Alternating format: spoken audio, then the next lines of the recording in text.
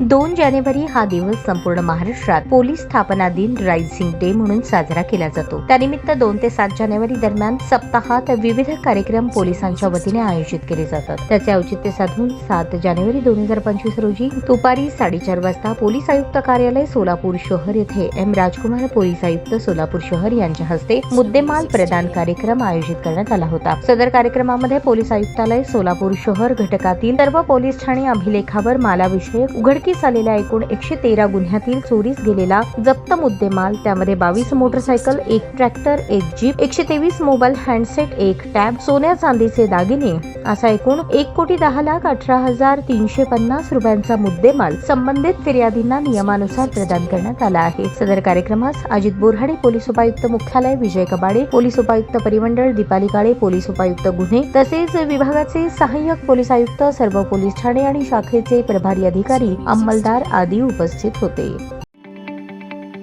ताज्या बातम्या पाहण्यासाठी प्राईम महाराष्ट्र न्यूज चॅनलला सबस्क्राईब करा।